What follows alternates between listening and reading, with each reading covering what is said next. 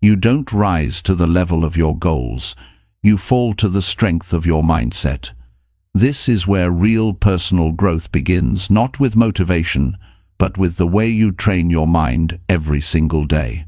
If your thinking is weak, your results will always fall short. If your discipline slips, so will your progress. The truth is, most people want a better life, but they never build the mental habits required to win. That's why this audiobook exists. It's not about hype. It's about helping you create a mindset that performs under pressure, stays focused through chaos, and finishes what it starts. Personal growth. Train your mind to win. Always is your guide to building mental strength in real life. No fluff, just real talk, clear strategies, and powerful truths. If you're tired of feeling stuck or controlled by doubt, this is your chance to take back your focus, rebuild your habits, and become the person who doesn't just try but always wins. Stay with it. This will change everything. Chapter 1. Face what's real and stop lying to yourself. You want to grow, you want to win, and you're here because something inside you says there's more to life than what you're currently living. But let's start with something simple, something that doesn't require a college degree or a special talent. Let's start with the truth. Because if you really want personal growth, if you truly want to train your mind to win always, then the very first thing you need to do is face what's real and stop lying to yourself. See, personal growth doesn't begin with motivation. It doesn't begin with a fancy plan. It begins with the courage to tell yourself the truth. That's where it starts. That's where people change their lives, when they're brave enough to stop running from the mirror. Because the truth isn't always pretty. Sometimes it's painful. Sometimes it stings. But it's the only path to growth. The most dangerous lies are not the ones others tell you. They're the ones you tell yourself. I'm trying. I'm doing my best. I don't have time. I'll start tomorrow. These sound innocent. They sound reasonable. But if you're not careful, they'll rob you of your future. Growth begins when you stop making excuses and start calling your behavior what it island, not what you wish it was. Not what you hope it looks like, but what it really island. Ask yourself, are you doing what needs to be done, or are you doing what feels easy? Are you being honest about how you spend your time, or are you convincing yourself that scrolling for hours is relaxing? Are you facing your flaws, or are you justifying them every time they get in the way? If you're not where you want to be, it's not just life being unfair. It's not someone else holding you back. More often than not, it's you avoiding the truth. And the truth is simple. You've got some habits that need changing. You've got some fears you're hiding behind. You've got some patterns that keep repeating because you won't face them.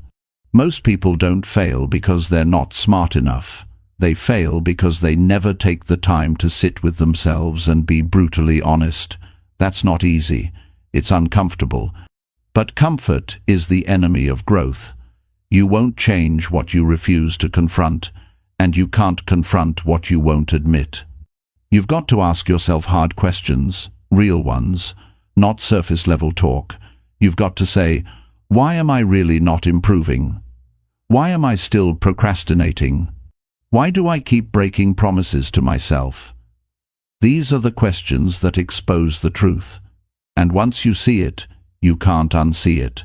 That's when you finally wake up and say, enough is enough. Facing reality isn't about beating yourself up. It's not about guilt. It's about responsibility. It's about stepping back and saying, this is my life, and I refuse to keep living below my potential. Because if you don't face the truth today, life will force it on you later, and it'll hurt a lot more. A failed relationship, a health scare, a bank account with zero in it. Those are all signs of truth knocking on your door. Don't wait for disaster to get serious about your growth. Your mind is powerful, it's strong, but it can also be clever in the wrong way. It'll protect you from discomfort, even when that discomfort is exactly what you need. It'll justify your bad habits. It'll rationalize your laziness. It'll whisper things that keep you stuck. Just one more day of rest. You've been working hard enough. You're not like them. But if you want to win, truly win, you have to stop listening to the soft lies and start listening to the hard truth. Winning begins with awareness. You can't improve what you don't recognize. So sit with yourself. Not once a year, not only when things fall apart. Every day, ask yourself, did I give my best today? Did I take shortcuts? Did I avoid what needed to be done? Answer honestly. No filters, no spin. The more honest you are, the more power you have. And the more power you have, the easier it becomes to change. Some people don't grow because they're waiting for someone else to do the hard part. But no one can face your truth for you. No one can make your decisions. This is your job, your responsibility, your story. And the moment you take full ownership of it, everything changes. You stop blaming. You stop waiting.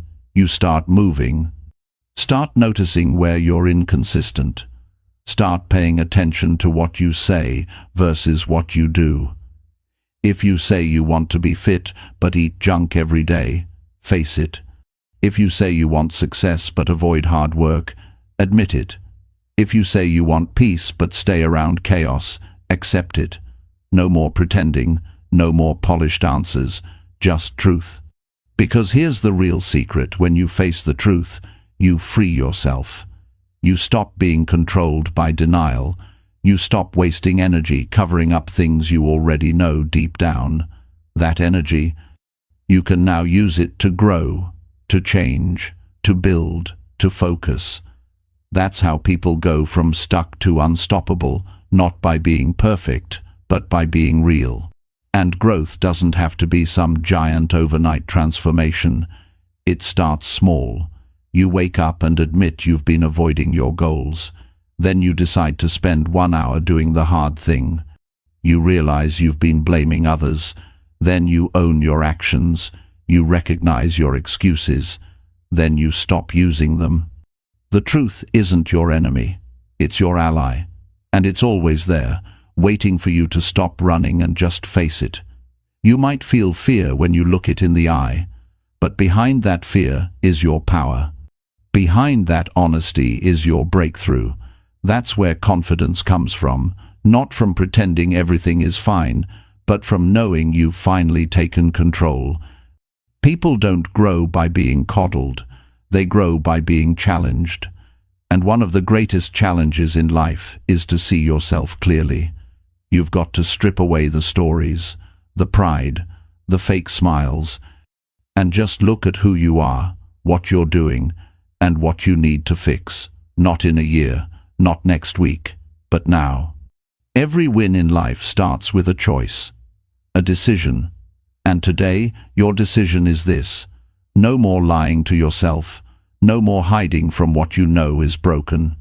No more excuses that sound good but change nothing. From this moment forward, you deal in truth. You build your life on it. You hold yourself to it. And you use it to grow every single day. You're not too far behind. You're not too late. You're not too broken. But you do need to get honest. That's the price of growth. That's the cost of winning. And once you pay that price, you'll see something powerful. Your life will finally start to reflect the strength that's been inside you all along. So, face what's real, own it, change it, and never lie to yourself again. Because that's the mindset that wins.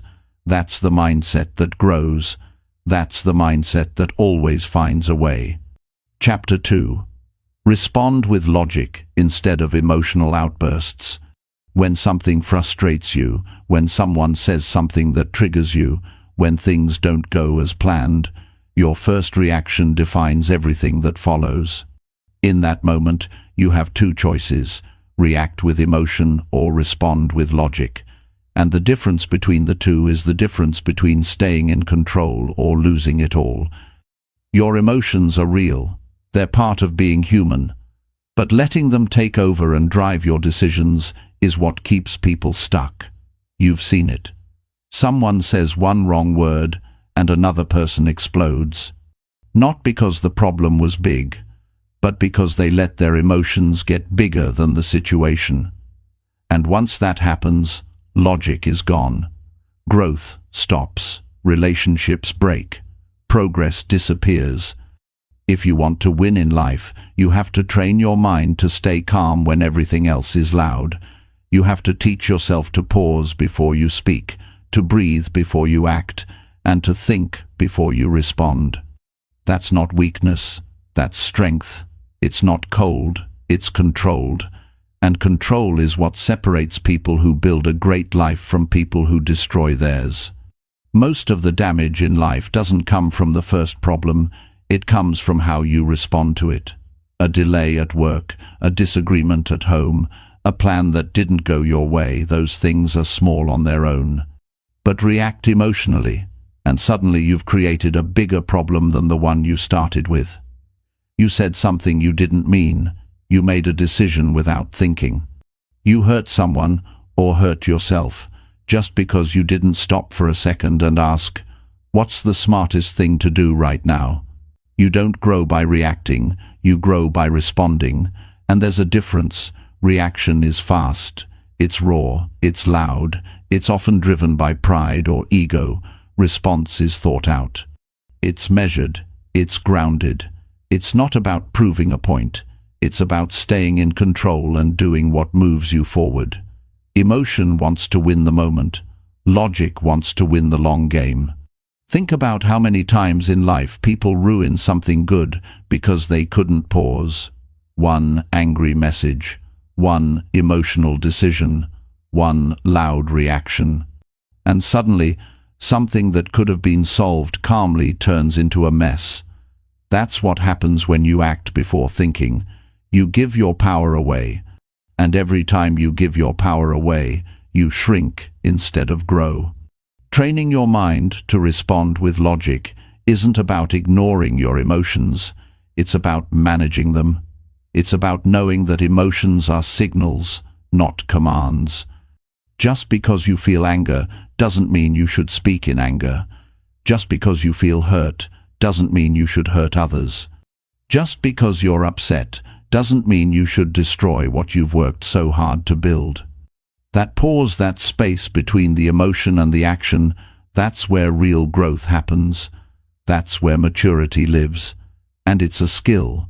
No one is born with it, but everyone can develop it. You practice it when someone offends you and you don't strike back. You strengthen it when things don't go your way and you stay composed. You master it when you stop letting your feelings run your life and start choosing your response every single time.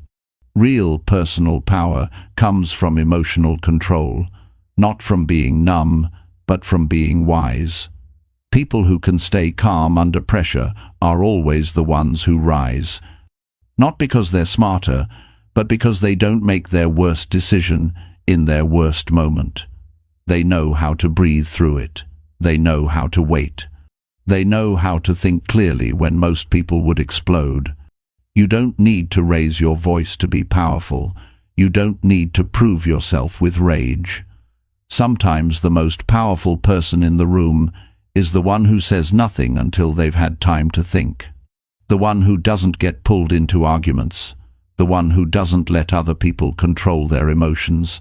That's a person with strength. That's a person who wins again and again. Responding with logic also means protecting your future. When you act in emotion, you create more problems. But when you respond with a clear mind, you create stability. And in life, stability is what allows everything else to grow. Your relationships grow because you're not always fighting. Your career grows because you handle pressure well. Your self-respect grows because you're proud of how you carry yourself.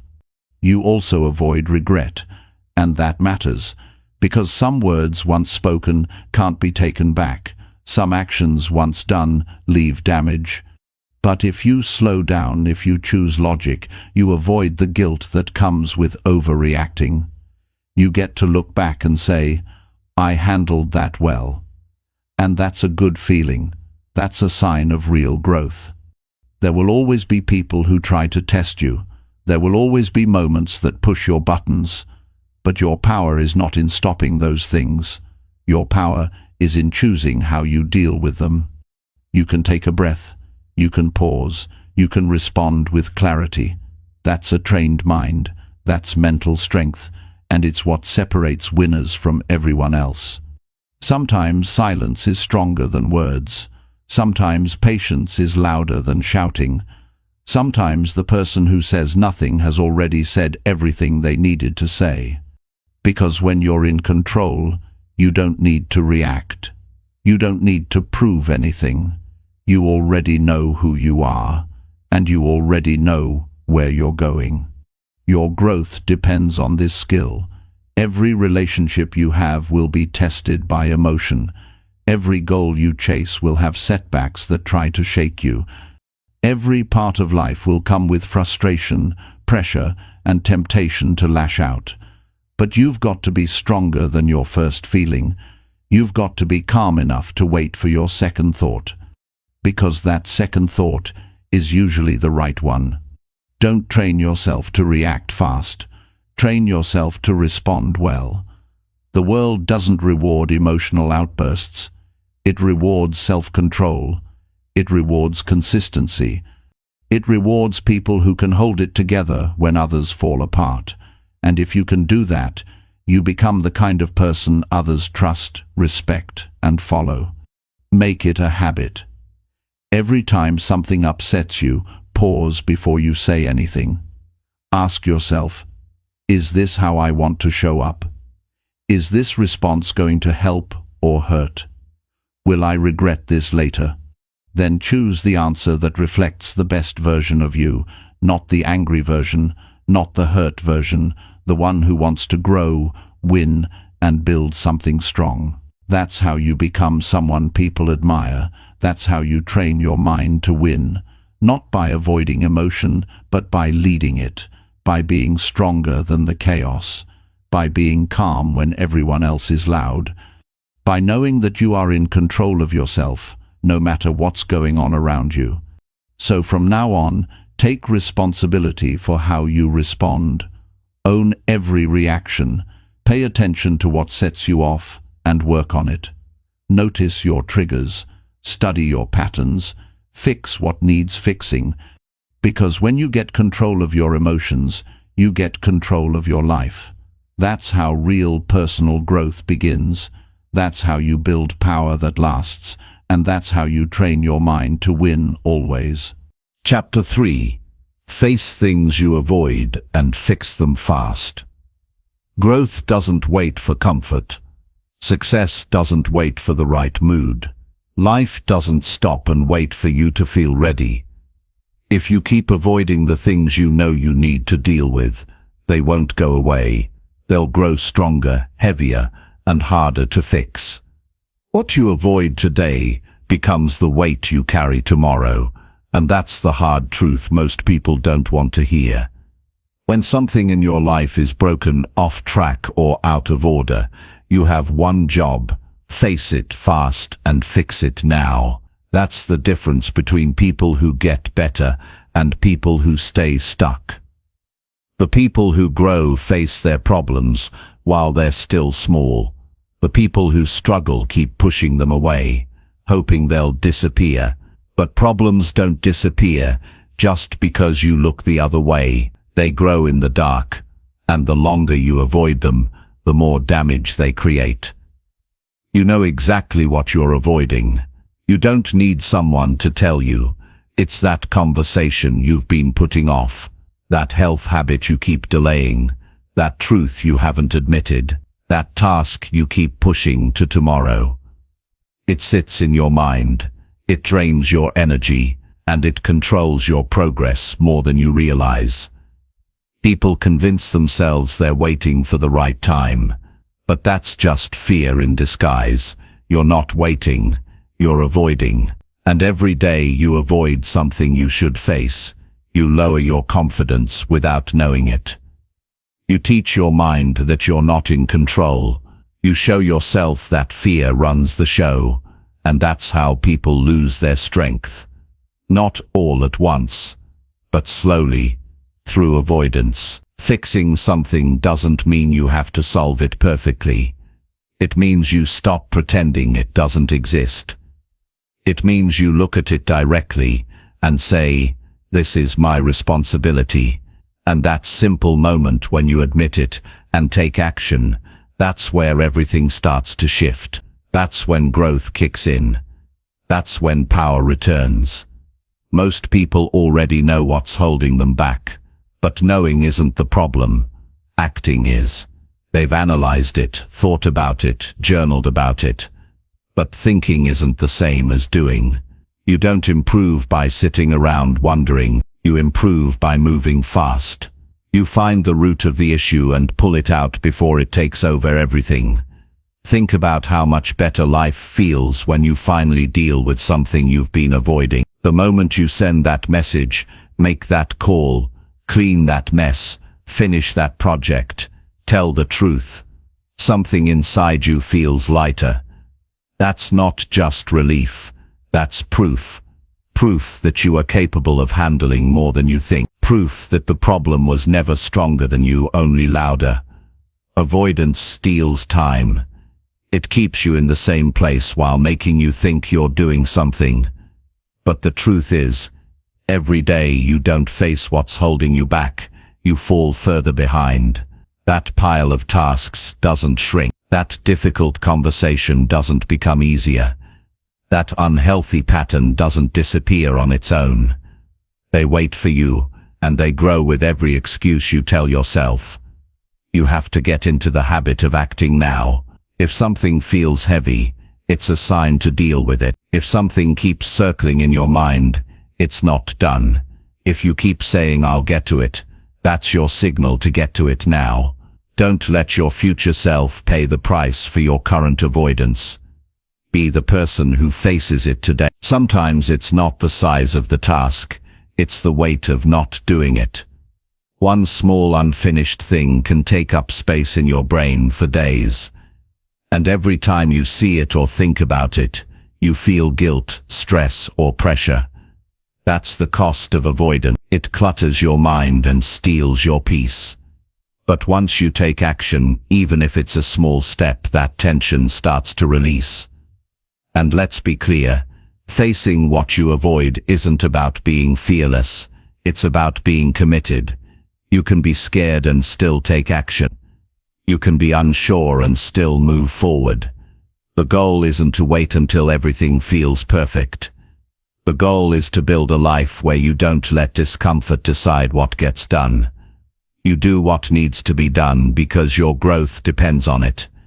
Action builds confidence. Every time you face something you've been avoiding, you tell yourself, "I'm in charge here." And that message rewires your mind. It builds mental strength, it creates momentum, and it makes the next decision easier. Avoidance creates fear. Action kills it. One fixes your life, the other keeps you stuck in your head, repeating the same cycle over and over again. Look around your life. What's unfinished? What's unspoken? What's out of order? What do you keep walking past hoping someone else will fix it? Stop hoping. Start owning. That's how you take your power back. You don't wait for help. You become the help. You don't hope for change. You make the change. And you do it by starting now, not later. You don't need a big plan. You just need a clear mind and a decision. The decision to face it, and then the discipline to follow through. You know what needs to be done. And if you don't know every detail, that's fine. Start with what you know. Do what you can with what you have. But stop pretending that silence, delay, or avoidance is helping. It's not. People say they want peace, but peace doesn't come from ignoring problems. It comes from fixing them. From knowing that your life is in order. from trusting yourself to take care of what needs to be taken care of. That kind of peace isn't passive, it's earned. And you earn it through action, not talk, not thoughts, not promises. Real action. The life you want isn't waiting on motivation. It's waiting on movement. That email you haven't answered. That decision you've been postponing.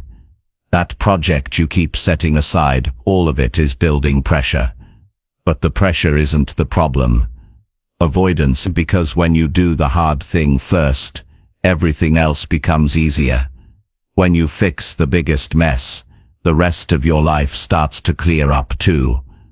And sometimes the thing you avoid is emotional. It's a memory, a mistake, a truth you don't want to face. But the same rule applies. Face it anyway. Bring it into the light. Talk it out. Work it through. No more hiding. No more pushing it aside. Healing and progress come from honesty. And that means looking at what hurts instead of avoiding it forever. This mindset is how you build strength. You stop waiting to feel brave. You decide to be brave. You stop making excuses. You choose to be responsible. And you do it with urgency. Not panic. Not pressure. Just clear, focused, fast action. You don't give yourself time to overthink. You see what's broken. You step up. You fix it. You won't fix everything in one day.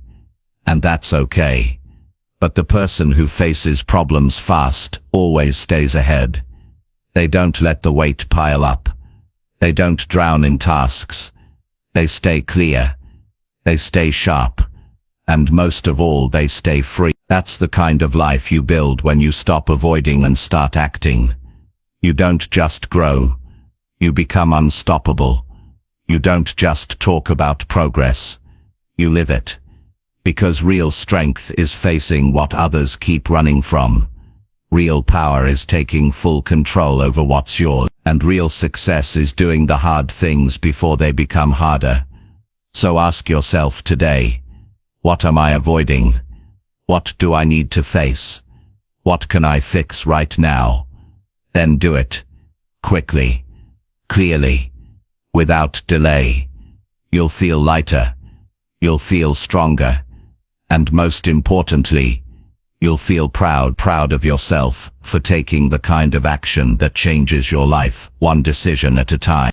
Chapter 4. Say no to people who drain your energy. You don't owe your time to everyone who asks for it.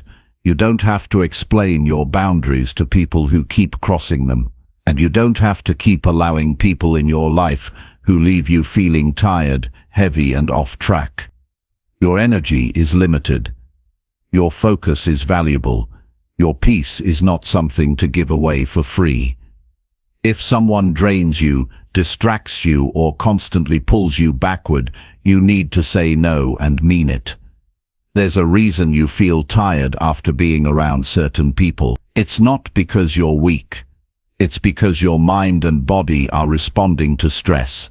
It's because something in you knows this person is pulling too much and giving too little. They want your time, your attention, your help, your support, but they don't care how it affects you. That's not connection, that's control. People who drain your energy don't always show up yelling.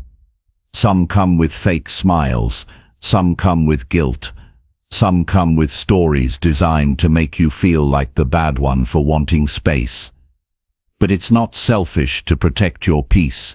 It's survival, it's maturity, it's what smart people do when they realize not everyone deserves access to their mental space.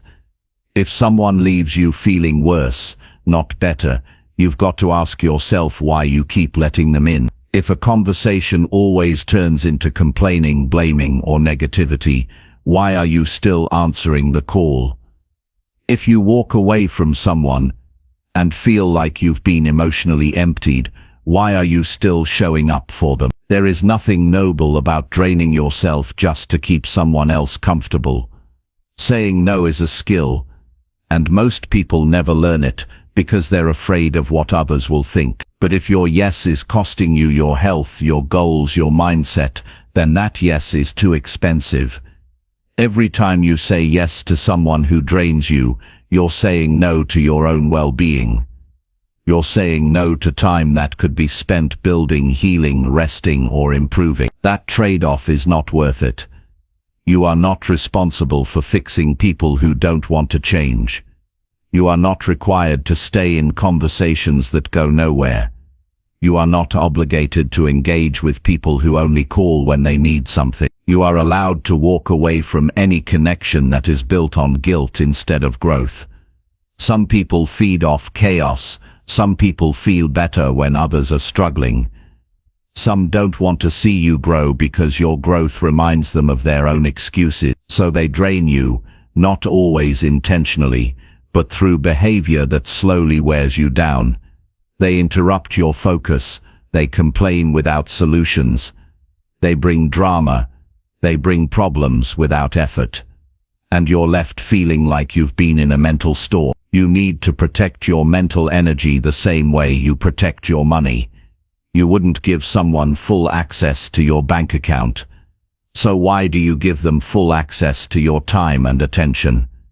Every time you engage with the wrong people, you're investing in the wrong future. You're building relationships that cost you instead of grow you. The strongest people are not the ones who say yes to everyone. They're the ones who know when to walk away. They know when a conversation is no longer healthy. They know when a relationship has run its course. And they don't stay out of guilt. They leave out of clarity. They've decided that their energy is for growth, not for waste. And they act on that decision every single day. You don't need to be rude. You don't need to explain your decision to people who won't understand it anyway. You just need to set the boundary and stick to it. That means not answering every message. That means not showing up to every event. That means letting people go who've shown they can't respect your peace. It might feel uncomfortable at first. You might feel guilt. You might feel like you're being unfair. But that's just the noise that comes with change. The truth is you're not doing anything wrong by saying no. You're just choosing to live with intention instead of obligation. You're choosing to put your growth above other people's chaos. Real friends, real supporters, real people. They won't drain you. They'll respect your space. They'll encourage your progress. They'll want the best for you even when you take a step back. It's only the ones who use you that get angry when you stop giving them access. Think about your time like your home. Not everyone gets to walk in and sit down. You decide who stays. You decide who gets close. And if someone comes in and trashes the place, you don't keep inviting them back. You close the door. You protect the space.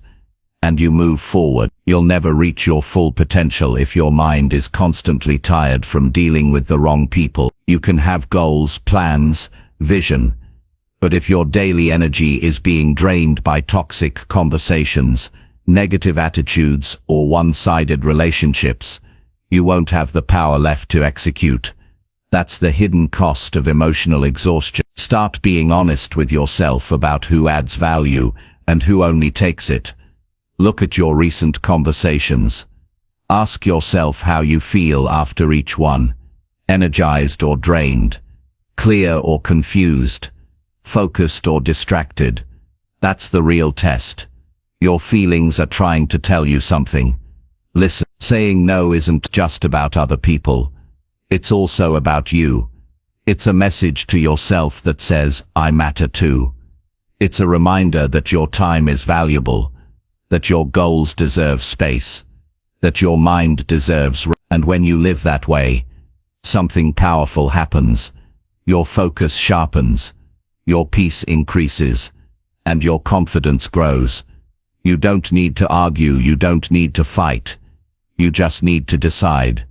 Decide who gets access. Decide what kind of energy you'll accept. Decide that you're no longer available for conversations that go nowhere. And then act like it. Set the standard and keep it high. People will adjust or leave, and if they leave, they were never truly aligned with your path. Don't chase people who don't respect your peace. Don't beg for attention from those who drain you. Let them go and keep building. The people meant for your life will respect your space and bring energy, not take it.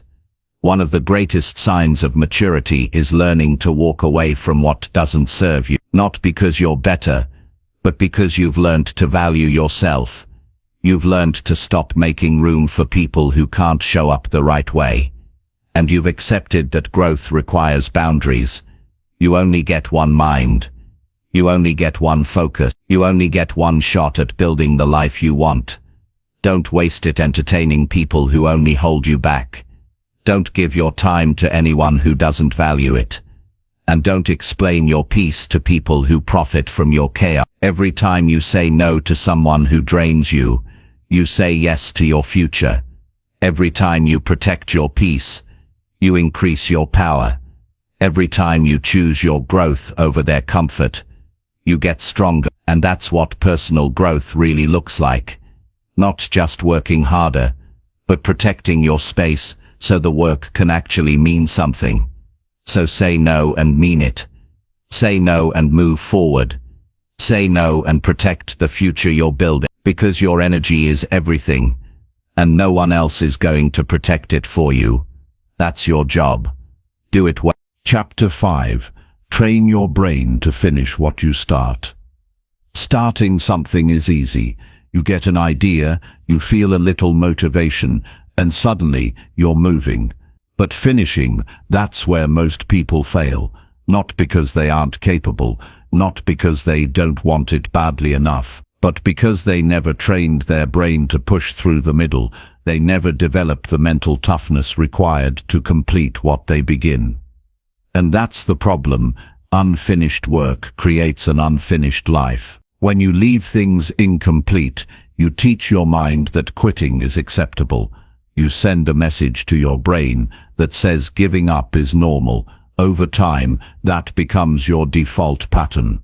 And it's not about how big or small the task is. It's about the habit you're building. The habit of stopping when it gets boring or tiring or inconvenient. The habit of walking away before it's done. This habit is dangerous. It kills momentum. It destroys confidence. And it turns every goal into just another thing you started but never followed through on. If you want to change your life, you've got to reprogram that behavior. You've got to train your brain step by step to finish what you start, every time. And that starts with your mindset. You need to decide that completion is your new standard, not perfection, not excitement, not comfort. Completion. You don't quit because you're tired. You don't stop because it's no longer fun. You stay with it because your word matters, because your self-respect is on the line, because the only way to build a better life is to build better habits, and finishing is one of them. Every time you complete a task, your brain takes note. It builds a reference point that says, I follow through, and that changes how you see yourself. You're no longer the person who bails. You're no longer the person who gives up halfway. You're the one who gets things done. And when you build that kind of identity, it affects everything. Your work, your health, your relationships, your confidence. But it won't happen by accident. You have to be intentional. That means tracking what you start, writing it down, keeping it visible, making sure you're not adding new things without completing the old ones, because unfinished goals are mental clutter. They take up space in your mind and drain your energy without giving anything back. You don't need more projects, you need more completion. And let's be honest, finishing is not always exciting. The beginning is fun, the end feels rewarding, but the middle, that's where most people quit. That's where discipline matters. That's where your brain will try to convince you that stopping is okay, that no one's watching, that it's not a big deal. And that's when you have to remind yourself, this is where I grow, not when it's fun, not when it's easy, But when I feel like stopping, and I choose to continue, training your brain to finish is about building trust with yourself. If you keep breaking your own promises, your confidence won't grow. You'll doubt yourself even when you're capable. But when you do what you say you're going to do, especially when it's difficult, you start to believe in your own strength. That belief becomes your foundation, and once it's strong, you can build anything on top of it. This skill doesn't require talent, it requires commitment. You don't need perfect conditions, you just need consistency. Finish the workout, complete the task, respond to the message, wrap up the project. It doesn't have to be big, it just has to be done. Because done builds momentum, and momentum is what keeps you moving long after motivation is gone. Stop thinking in terms of mood. Your brain won't always feel like doing the work. That doesn't mean something's wrong. That means you're human. But if you only act when you feel good, you'll leave a trail of unfinished goals behind you, and that's not how winners live. They work through resistance. They move even when it's not convenient. They understand that success doesn't ask how you feel, it asks what you finish. And yes, distractions will come. There will always be something trying to pull you away. A phone notification, a new idea, a conversation. But if everything can interrupt you, you'll never make progress. You have to build focus like a wall, no openings, no leaks, one task, one goal, one mission. Until it's done, start small. Pick something today and finish it fully. Don't delay. Don't overthink. Just complete it. Then do it again tomorrow. Make it a routine. Every day, train your brain to follow through. This isn't about speed, it's about completion. It's about proving to yourself, over and over again, that you finish what you start. There will be days you don't feel like it. Push through. There will be projects that feel pointless halfway through. Push through. There will be moments where quitting sounds easier than continuing. Push through, because every time you push, you get stronger. And every time you stop, you stay the same. You'll never change your life by quitting early. You'll never find success by walking away every time it gets hard. You have to be the one who stays with it, who sees it through, who doesn't need applause or approval to stay committed. That's how you earn real growth. Not by talking about change, but by completing what creates change. This is how you build mental toughness, not in loud moments, but in quiet ones. When no one is watching, when it's just you, your goal, and the choice to keep going. Make that choice enough times, and your entire identity will shift. You'll stop calling yourself lazy. You'll stop doubting your ability. You'll start acting like someone who finishes, and eventually, you'll become one. There's a kind of peace that comes from knowing you finish things. It removes guilt, it removes stress, it removes the nagging thought that you're falling behind. Because you're not. You're doing the work. You're staying focused. You're building a habit that most people never will. That's the truth. Most people don't finish. They chase the next thing. They get distracted. They make excuses. But not you. You've decided that your time matters too much to waste. That your goals matter too much to abandon. That your growth matters too much to delay. So you finish what you start. Not for others, but for yourself. This is how real change begins. One completion at a time. One small win, stacked on top of the next. You don't need a miracle. You don't need a breakthrough. You need discipline. You need focus. You need a mindset that says, I'm not done until it's done. So take that mindset and apply it to everything. Your routines, your goals, your promises. If you say you'll do something, do it. Even when it's inconvenient. Even when no one's checking. Especially then, because that's when character is built. That's when real growth happens. The people who finish are the people who lead. The ones who stick with it are the ones who succeed. The ones who push through the boring, the slow, the difficult. They're the ones who build something lasting. You can be one of them. But you have to decide right now. I don't quit. I finish. No matter what. Every time. Always. Chapter 6. Notice your thoughts and change the weak ones. Most people never stop to realize how powerful their thoughts really are. They go through each day thinking the same way they did yesterday, reacting the same way they did last week, and repeating the same patterns that have been running their life for years.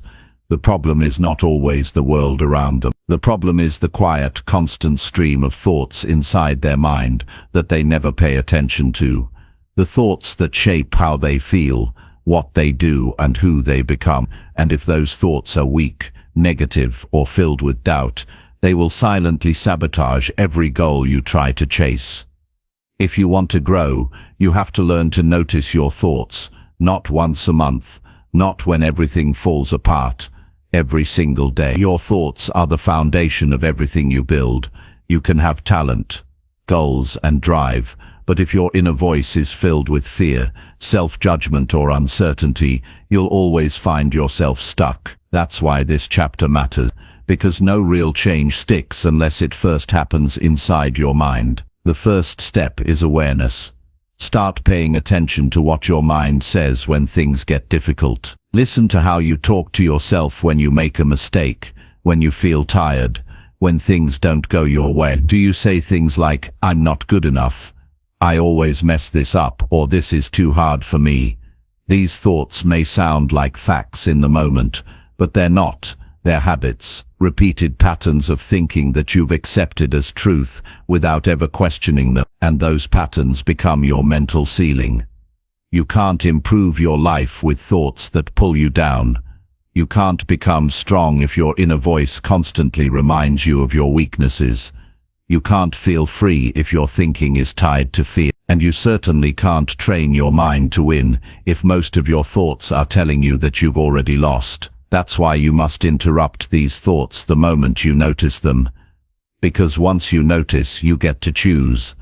Weak thoughts don't sound like screams. They sound like quiet agreements you make with doubt. They whisper things like, "Maybe I'm not cut out for this," "I'll never figure this out," or "They're all better than me." And the danger is not that you hear them. The danger is when you start believing them without a fight. You give them space in your mind, and they grow roots. Before you know it, they're running the show. Changing those thoughts is not about pretending everything is perfect. It's about choosing thoughts that push you forward instead of ones that hold you back. It's about reminding yourself, "I've been through worse. I'm learning every day. I don't need to be perfect. I just need to keep going." You're not lying to yourself. You're training your mind to fight back against the noise that wants you to quit. Every strong mindset is built on conscious thinking. It doesn't happen by accident. It takes effort. But the payoff is massive. When your thoughts change, your choices change. When your choices change, your habits shift. And when your habits shift, your results improve. It all starts with what's happening between your ears. That's where the game is won or lost. Most people are not even aware of how many times a day they speak to themselves in ways they'd never speak to someone they care about. They beat themselves up, tear themselves down, and call it being realistic. But there's nothing realistic about constantly doubting yourself. That's just mental conditioning.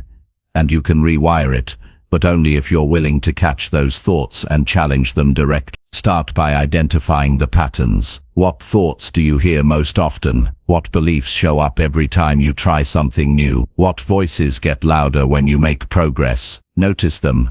Don't judge yourself for them, but don't ignore them either. Write them down if you have to. Bring them into the open, because once they're out in the light, they lose some of their power. Then replace them. Don't just remove the bad. Add the strong. Replace "I'm not ready" with "I'll figure it out." Replace "I'm too late" with "my time starts now." Replace "I've failed before" with "this time, I'm better prepared." Every time you do this, you're teaching your brain to look for strength, not weakness. You're rewiring your thinking, one thought at a time. And this isn't something you do once, it's something you do daily. Just like you train your body at the gym, you train your mind with repetition. That means catching yourself when the doubt kicks in. That means reminding yourself who you're becoming, not just who you've been. That means being intentional about the inner dialogue you allow to play in your head. Don't wait for your mind to automatically be positive. That won't happen on its own. You've got to take control of it. You've got to become the director of your thinking. That means you don't accept every thought just because it shows up. You question it. You challenge. You replace it if it doesn't serve you. And remember, this isn't about toxic positivity. You don't have to smile through pain or ignore real problems, but you do need to be mentally equipped to face them with clarity. A strong mind doesn't mean ignoring reality. It means facing reality without being controlled by fear. It means staying steady, even when things are uncertain. That's the kind of thinking that creates growth. You're allowed to have doubts, but don't let them stay unchallenged. You're allowed to feel discouraged, but don't let that turn into identity. You're allowed to question yourself, but always finish that sentence with action. I'm not sure how I'll do this, but I'll find a way. That kind of mindset doesn't just survive, it thrives. And don't underestimate how quickly your thinking can shift your path. One strong thought at the right moment can change everything. It can stop you from quitting. It can push you to take action. It can remind you of your power when you're feeling low. That's why you've got to build a toolbox of thoughts that lift you. Keep them ready. Use them when the old thinking tries to creep back in. You are not your thoughts. You are the one who chooses which ones to follow. That choice, repeated over time, creates your mental environment, and your environment influences how far you go in life. You can have all the resources in the world, but if your mind is filled with weak thinking, you'll always find reasons to hold back. But if your mind is strong, focused, and clear, you'll create progress even when things aren't perfect. This is your job. No one else can do it for you. No one else lives inside your head. That means it's your responsibility to manage what goes on in there. It's your responsibility to build a mental system that supports your future, not your fears, and that starts right now. Today, begin noticing your thoughts with full awareness. Don't let them pass without inspection. Ask yourself, does this help me grow? Does this move me forward? If the answer is no, it doesn't belong in your head. Replace it. Strengthen your mental foundation. Choose thoughts that reflect the person you want to become. Because once your thinking changes, your life starts catching up. Better actions, better habits, better outcomes. It doesn't happen overnight, but it does happen. And the more you do it, the easier it becomes. The stronger your mind gets, the faster you rise. So take control, not tomorrow, not later, right now, because your future depends on what you think today. And if you want to win always, it starts by changing the thoughts that keep you weak and replacing them with the thoughts that make you unstoppable. Chapter 7. Act calm under stress and lead with strength. Stress reveals the truth. When things go wrong, when plans fall apart, when pressure builds, that's when people show you who they really are. It's easy to talk about strength when life is calm. It's easy to talk about leadership when everything is going according to plan. But the moment tension rises, the moment something breaks, the moment things don't feel safe, that's when your real mindset comes out. And if you haven't trained yourself to stay calm under pressure, you won't be able to think clearly, make smart decisions, or lead others through the storm. The people who win in life are not the ones who avoid stress. They're the ones who know how to stay steady while stress is happening. They don't let chaos shake their focus.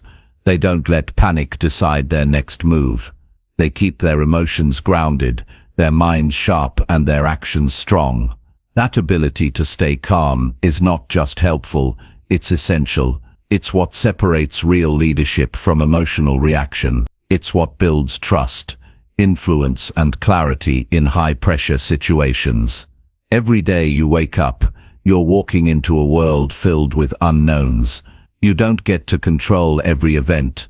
You don't get to predict how people will act. But you do control how you respond. You decide whether stress breaks you or sharpens you. You decide whether pressure makes you panic or makes you lead. And that decision is made before the pressure even shows up. It's made in the way you think, prepare and train your mind to handle adversity. Most people break down the moment they feel overwhelmed. They let frustration take over. They start blaming others, snapping at people or shutting down entirely. That's not strength. That's emotional weakness disguised as reaction. And the longer you live that way, the more damage you create. You burn relationships. You lose respect. You fall apart when people need you to stand up. But when you learn to act calm, when you learn to hold your posture, even when the situation is tense, you build something powerful. You become the kind of person people trust, the kind of person who stays clear when others get confused, the kind of person who steps up instead of shutting down. That's leadership, not based on titles or attention, based on presence. And presence is built through self-control. Stress is part of life. There is no version of success where you never feel pressure. But there is a version where you stop letting pressure control you. There's a version where you face stress and keep moving forward anyway. Not because it's easy, not because you're pretending it doesn't affect you, but because you've trained yourself to rise above the noise and stay focused on what needs to be done. You build that strength by practicing it daily. You don't wait for a crisis to start acting calm. You do it now, in small moments. When traffic is slow, when someone irritates you, when your schedule doesn't go your way. You train yourself to breathe, to think, and to speak with intention. Every time you stay calm when it's easier to explode, you're building the emotional muscle that will carry you through bigger challenges later. People often confuse calm with passiveness, but calm is not weakness. It's power under control. It's choosing not to let the situation dictate your behavior. It's staying rooted in principle when everything around you is moving in panic. And that kind of calm presence commands respect, not because you're loud, but because you're solid, because you bring clarity instead of confusion. In leadership, whether it's in your family, your career, or your community, your ability to stay calm under stress defines your influence. People are always watching how you respond, and when they see that you can hold yourself together, they start to trust that you can hold things together. That trust opens doors. It builds teams. It creates peace where there would otherwise be chaos. But none of this happens if you let your emotions run the show. If your anger speaks before your mind does, you will hurt the people closest to you. If your frustration takes the lead, your decisions will always be short-term. And if your fear gets the final word, your progress will always stall. That's why the real work isn't on the outside, it's on the inside. You have to get control of your inner world before you try to lead the outer one. When stress hits, pause. Take one breath before you speak. Take 1 second before you act. Give your mind space to process instead of react. It sounds simple, but that one pause can save you from saying something you'll regret. It can stop you from making a choice that sets you back. It can give you just enough room to think clearly. And clear thinking is what wins. This is also about how you talk to yourself. In stressful moments, your self-talk either builds you up or tears you down. You can say, "This is too much," or you can say, "I've handled worse." You can say, "I don't know what to do," or you can say, "Let's take the next step calmly." The words you speak to yourself in pressure-filled moments shape how you feel and how you perform. Choose strong words. Choose useful ones. Don't speak defeat into a situation that needs your leadership. And leadership doesn't always mean leading others. Sometimes leadership is just leading yourself out of the spiral. It's calming your own anxiety. It's finding your own center. It's refusing to feed into the drama around you. That inner leadership is what makes external leadership even possible. When you act calm, you also give other people permission to settle down. Your energy influences theirs. Your behavior sets the tone, and that's part of your responsibility. Showing others how to face stress without becoming destructive. Whether you realize it or not, you're always setting an example. So make it one worth following. You'll never fully eliminate stress, but you can eliminate the panic that usually follows it. You can eliminate the confusion that comes with emotional reaction. You can eliminate the chaos that grows when no one stays steady. And you do that by showing up with poise, even when things don't look good. That doesn't mean hiding how you feel. It means managing it. It means knowing when to speak and when to stay quiet. It means holding your tone when your emotions try to rise. It means bringing order to your mind before you try to bring it to a room. That kind of presence takes time to build, but it's worth it. Because when people feel you're calm, they start to believe that things will be okay. You don't need to have all the answers. You just need to show that you can handle the moment, that you can stay focused on solutions, that you don't fold under pressure. That's the mark of someone who leads with strength. That's the kind of mindset that people follow. So train yourself now. Don't wait for pressure to find you. Practice staying calm when small things don't go your way. Hold yourself to a higher standard when everyone else is reacting. Be the one who thinks instead of panics. Be the one who listens before jumping in. Be the one who keeps it together when it matters most. That's what strength looks like. Not noise. Not volume. Not aggression. Strength looks like calm. It looks like clarity. It looks like self-control, and it's built through thousands of small decisions to stay composed when it would be easier to fall apart.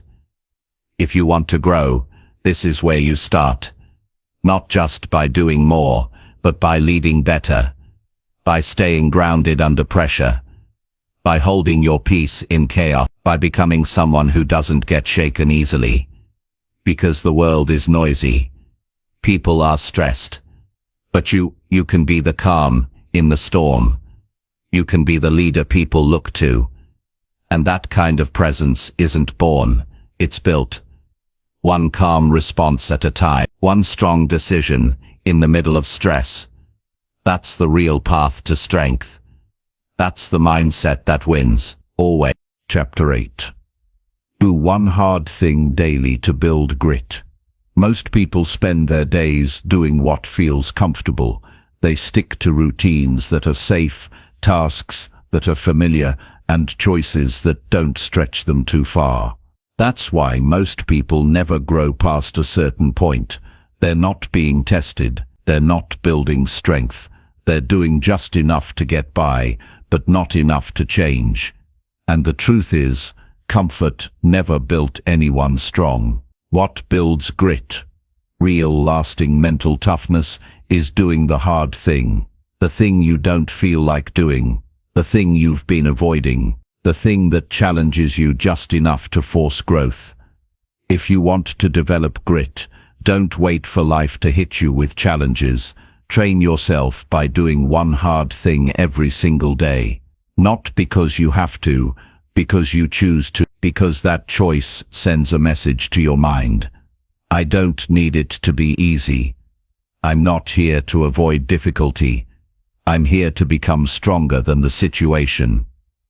When you make a daily habit of doing something hard, you begin to separate yourself from the average mindset. The average person waits for motivation.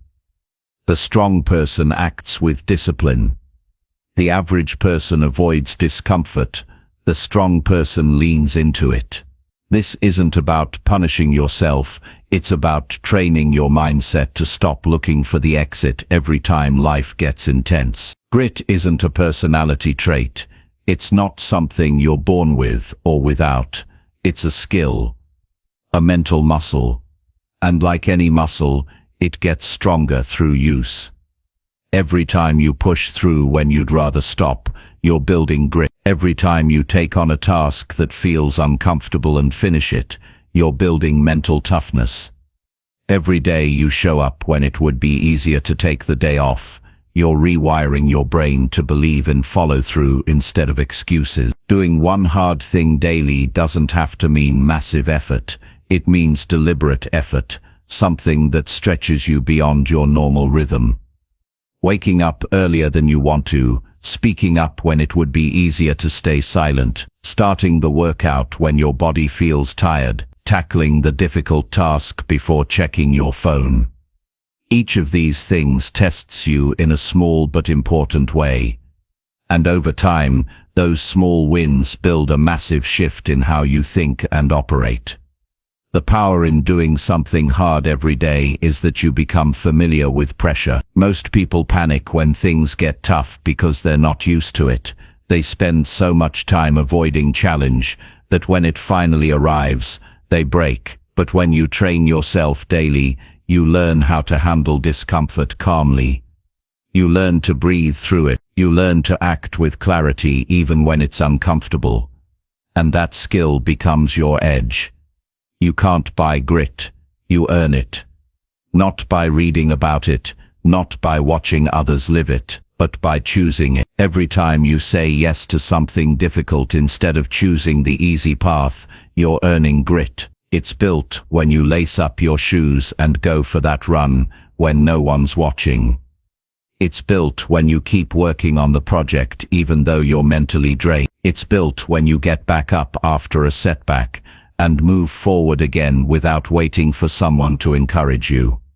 The mistake people make is thinking grit is only for the big moments, but it's the small ones that count most. The daily tests, the personal choices, the invisible battles you fight within yourself. That's where real strength is born. That's where your limits get pushed. That's where confidence is built. And here's something important. The hard thing should change. It should evolve with you. What felt difficult 3 months ago should now feel like your baseline.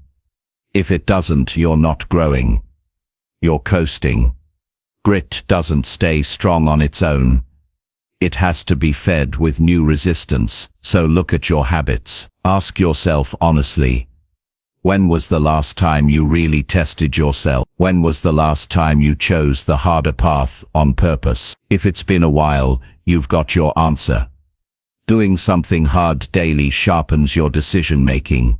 It clears mental fog. It gives you direction.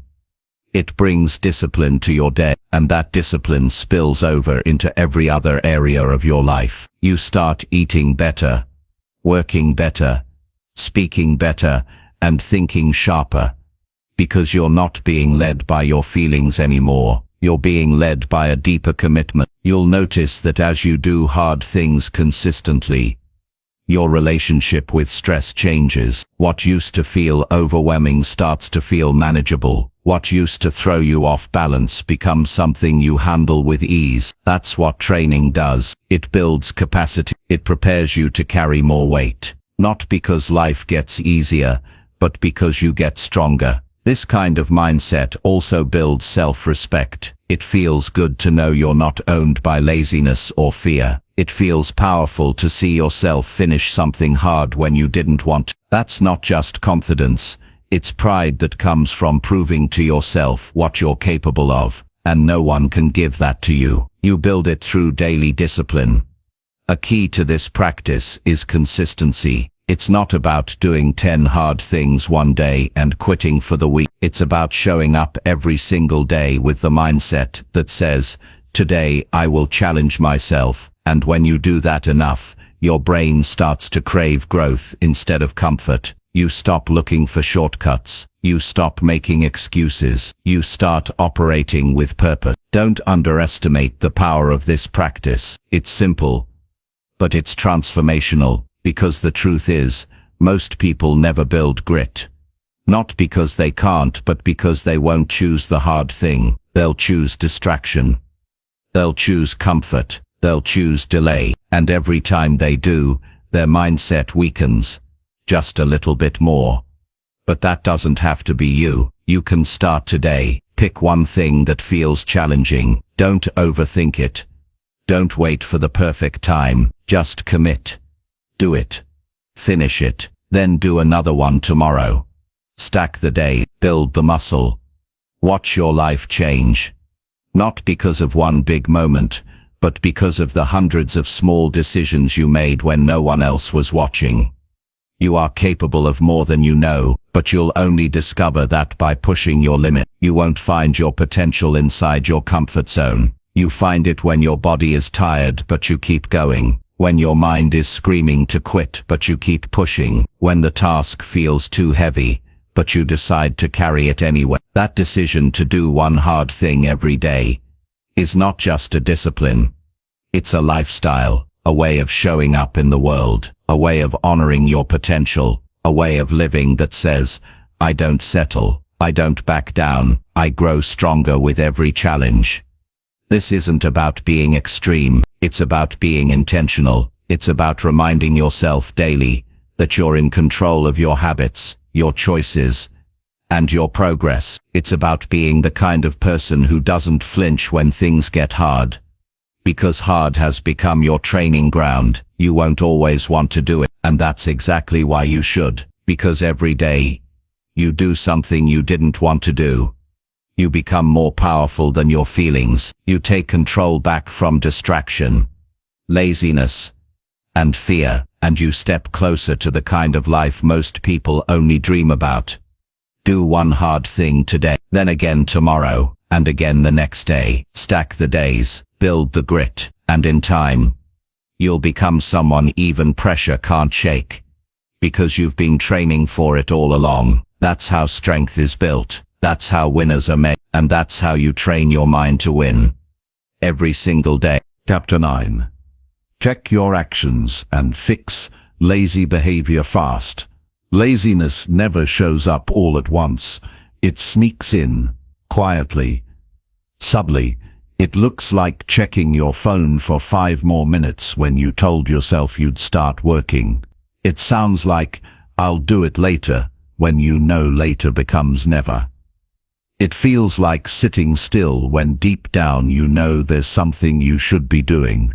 And the longer you ignore it, the stronger it gets. The more you delay, the easier it becomes to avoid. What once felt urgent now feels optional. What once mattered starts to fade behind excuses. That's the slow damage of lazy behavior. It doesn't explode your life, it erodes it. If you want to grow, you have to build the habit of checking your actions. Not once in a while, every single day, because your results are a direct reflection of your choices. If you're not getting better, it's not because you lack the ability, it's because your actions are not aligned with your intentions.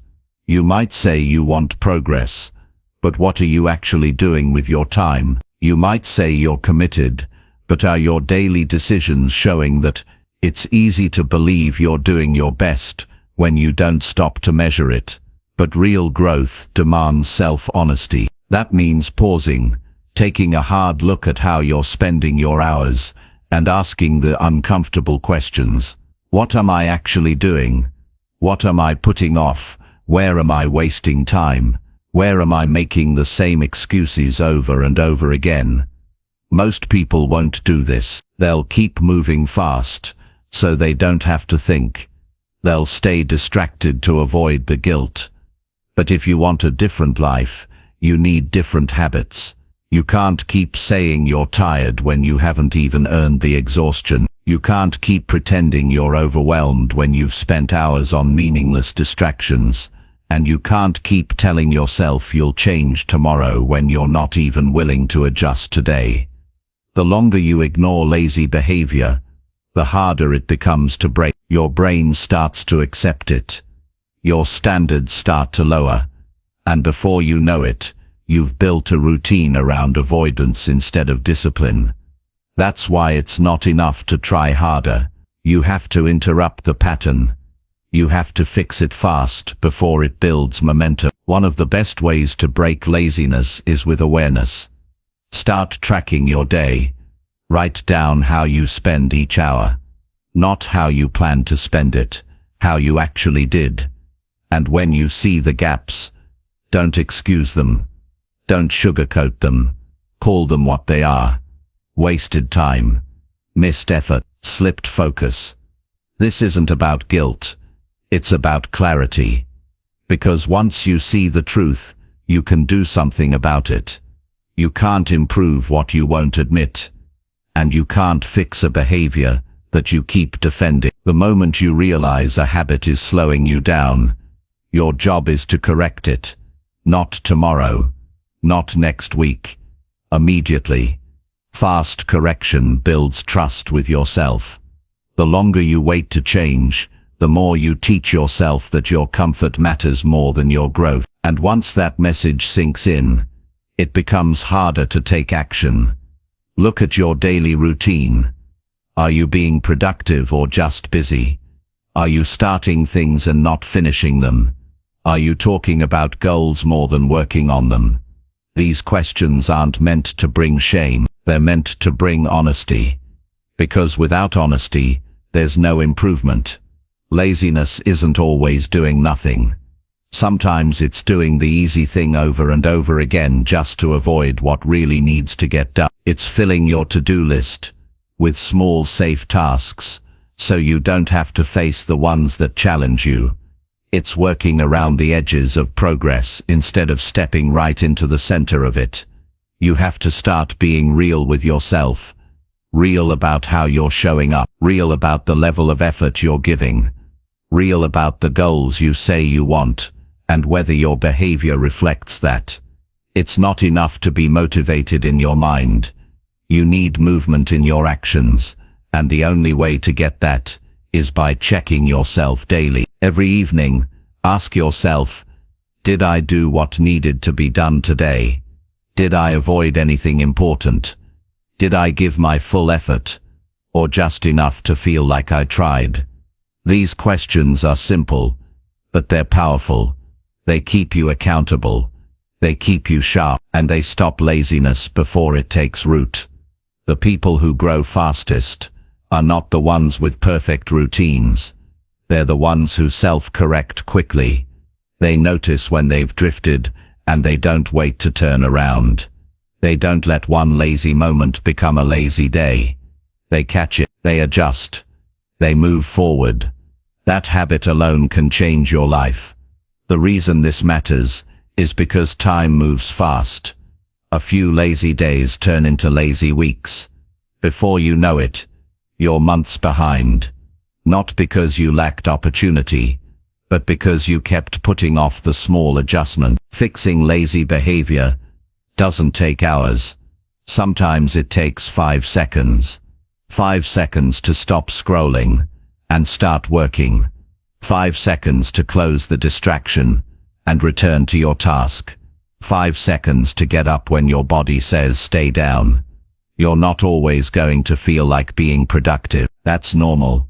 But discipline doesn't care about your mood. Growth doesn't happen only on your best days. It happens on the days you decide to act anyway. The days you override the urge to delay. The days you do the work even when your mind is looking for a way out. When you start living like that, when you build the habit of catching lazy behavior and fixing it quickly, you stop being average. You stop being someone who talks about goals and start becoming someone who achieves them. Because the gap between dreams and reality is filled with daily behavior. Not once a month. Not when inspiration strikes. Every single day. Start now. Don't wait for the perfect plan. Just look at your current day. Find one area where you're slipping. One behavior that you know isn't helping. Then fix it. Replace it. Improve it. Do something better with that time. And repeat that process every day. This is how confidence is built, not through talk, but through alignment. When your actions match your goals, you stop doubting yourself. You stop needing outside validation. Because deep down, you know you're doing the work.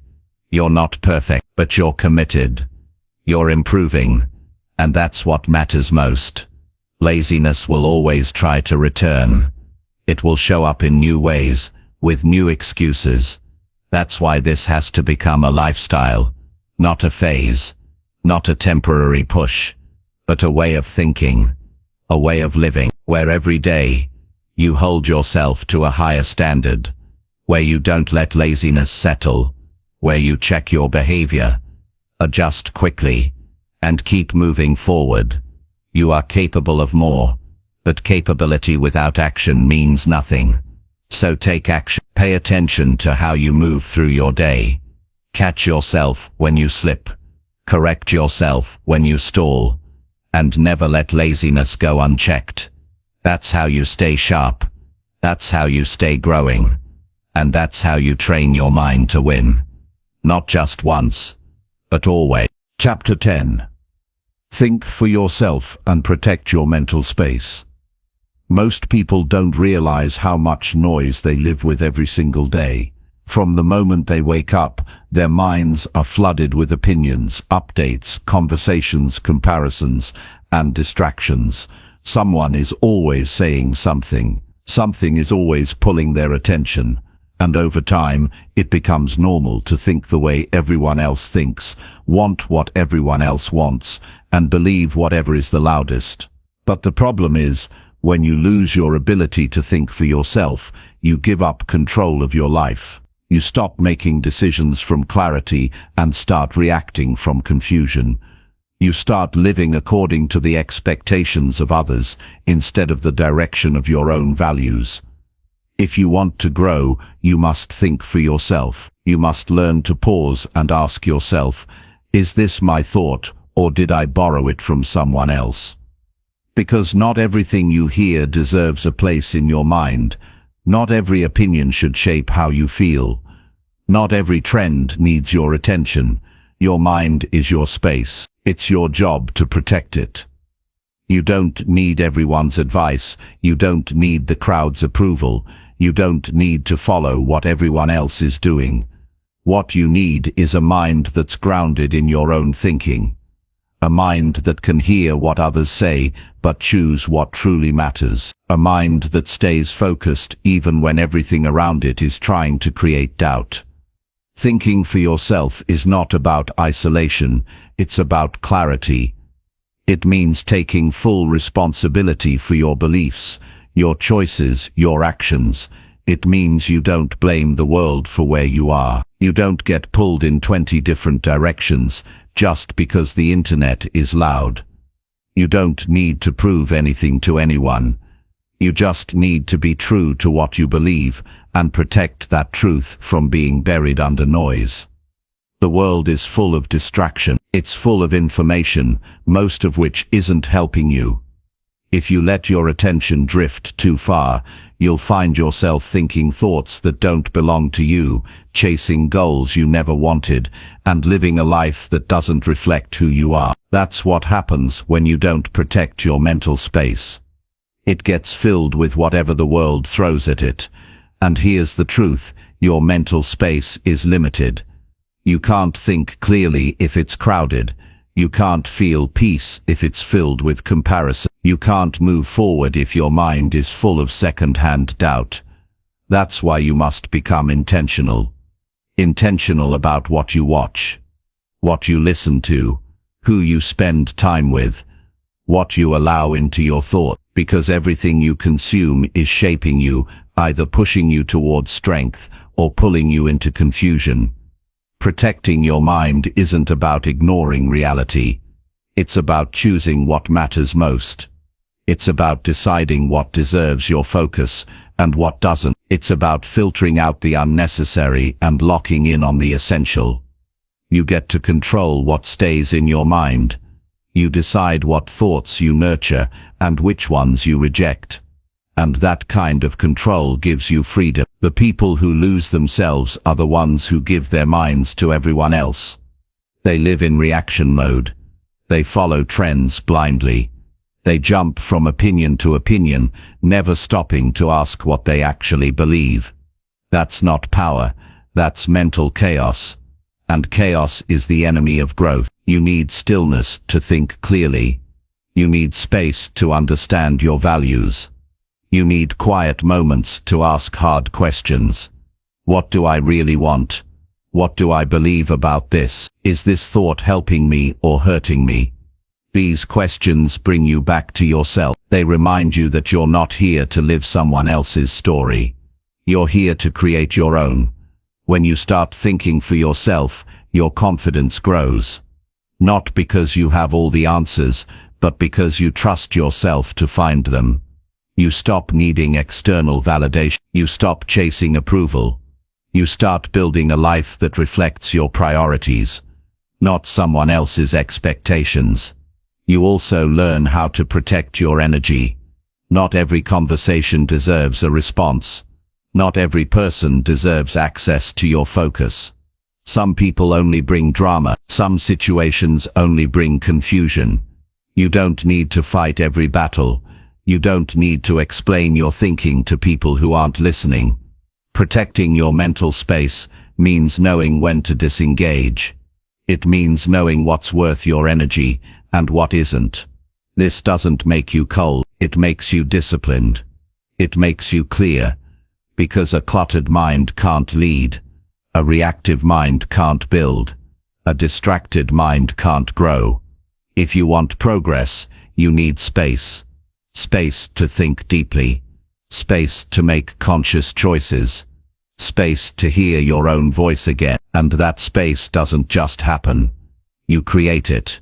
By turning off the noise. By stepping away from the crowd. By limiting your exposure to people who always bring stress or negativity. By taking back control of your time, your attention, and your focus. This is your responsibility. No one else will do it for you. Thinking for yourself also means being willing to stand alone. Sometimes your values won't match the group. Sometimes your decisions won't make sense to everyone else. That's okay. That's what leadership looks like. It's not about pleasing people. It's about staying rooted in truth. And your truth doesn't need to be loud. It just needs to be real. You don't have to prove your thinking is right. You just have to make sure it's your own. You don't have to argue with every opposing voice. You just have to stay grounded in what you know is right for your journey. When your mind is clear and protected, you don't get easily shaken. You don't panic when people disagree. You stay calm. You stay focused. You keep moving forward. The world will always try to fill your mind with fear, with noise, with opinions. But you don't have to accept any of it. You can choose what you take in. You can choose what you allow to stay. And the more selective you are, the stronger your mindset becomes. Strong minds aren't built in noisy environments. They're built in quiet moments of reflection, in disciplined routines that limit distraction, in boundaries that keep out what doesn't belong, in decisions that honor clarity over chaos. This is how you build personal power, not by knowing everything, but by thinking deeply about what matters, not by shouting over others, but by knowing when to step away, not by following every trend, but by following your purpose. Make it a habit. Set time each day to clear your mind, to check in with yourself, to question your thoughts, to update your beliefs if needed, to remind yourself of your values, to let go of what no longer serves you. This practice keeps you sharp. It keeps you centered. It keeps you growing. Don't live on autopilot. Don't adopt beliefs without examining them. Don't fill your schedule with things that drain your spirit. Stop and think, are these thoughts mine? Are these habits helping me? Is my environment supporting my growth? These questions guide you back to truth. They keep you aligned. You deserve a mind that's clear, focused, and full of purpose. But that doesn't happen by accident. You must protect it. You must guide it. You must train it to think independently in a world that constantly pushes conformity. That's how you build a life that's truly yours. A life where your actions reflect your thinking. A life where your directions reflect your thinking. A life where your direction comes from inner clarity, not outer noise. A life where you rise above distraction, avoid manipulation, and lead with conviction. That's how you win. That's how you grow. And that's how you become unshakable. Not because the world is quiet, but because your mind is. Because you've made the decision to think for yourself and protect your mental space, like your future depends on it. Because it does.